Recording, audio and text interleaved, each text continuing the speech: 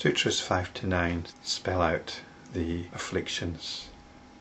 The afflictions are what poison samadhi. They are what prevent us from remaining established in samadhi. And they're very much to do with our basic understanding of who we are in relation to the world. In the last video I looked at Sutra 5, which is about ignorance, and ignorance is what underpins the other afflictions, the other poisons. And this ignorance is completely misconstruing the nature of the world and our relationship with it. In fact, the very idea that there's this polarity, there's me here and the world out there, is part of this ignorance. The world is a cognitive construction. It's essentially no different in nature from a dream. You might have a problem with that, but there's no philosophical or scientific way of proving otherwise. It's something you really need to look into. You might think that this cognitive construction that we call the world is a model of something else. But then this is given in to what was described in Sutra 5 as cognizing the not self as the self. It's simply an assumption that there's something going on behind it all. There isn't anything going on behind it all. It just is as it is. So we need to look very, very deeply into this. What is the nature of the world? And what is the nature of this one that is supposedly perceiving the world? The world is a cognition, and has no more substance or reality than a dream. Now that might not be easy for you to digest, but this sense of separate selfhood is described in Sutra 6 as an affliction. It's a poison. The affliction of separate selfhood is when experiencing is mistakenly attributed to an experiencer. In other words, we take what happens personally. Rather than just taking what happens simply as what happens, we say, it happened to me. This happened to me. We identify with this cognitive creation. This is what happens in a dream as well. We get caught up in it.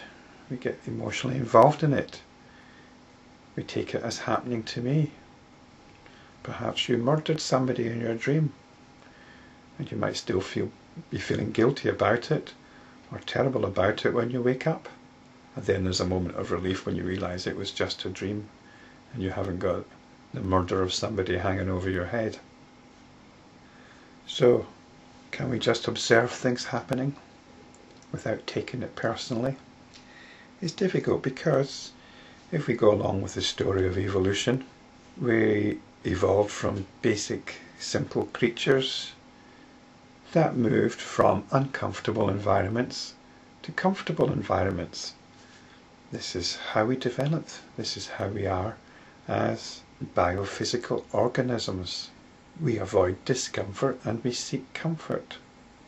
But how far should we go with this process of always seeking comfort and avoiding discomfort? It can become very rarefied indeed. And this is what Sutras 7 and 8 talk about. Attachment is reinforced by that which is pleasant. Aversion is reinforced by that which is painful. We take refuge in our comfort zone. So this reinforces our sense of separate selfhood, which is in turn based on ignorance in relation to our understanding of the world. And Sutra 9 says, the sense of separate selfhood is thus reinforced by its own momentum, even in the wise. So it's important to realise this dynamic's going on all the time. Traditional yoga talks about purification, of eliminating poisons and purifying the mind and so on. Well, I doubt very much whether this is actually possible. What you can do is change your relationship to these poisons. They can be put to sleep. They can be bypassed. This is what Sutra 10 tells us. These afflictions or poisons can be bypassed under momentum, undermined, on the subtle level of yoga practice. And it's very subtle. We have to look into our innermost convictions and assumptions. This isn't about doing exercises.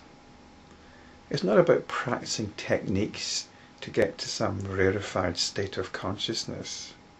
It's about being fully aware of our current situation. We have beliefs which we cling to. And if there's anything that I've said in this video or previous videos which has jarred, and you think I must have this wrong, well then, this is something to look at. And I'm not saying that I'm right. All I'm saying is, observe when your beliefs are violated to some extent, and take that as an opportunity to examine those beliefs, because it means you're identifying with them, you're investing in them, you're enhancing your sense of separate selfhood. This is what beliefs do. They enhance the sense of separate selfhood. They promote ignorance. So this is yoga practice. It's very, very subtle. What mental asanas are you performing in the name of yoga? What contorted positions are you trying to maintain?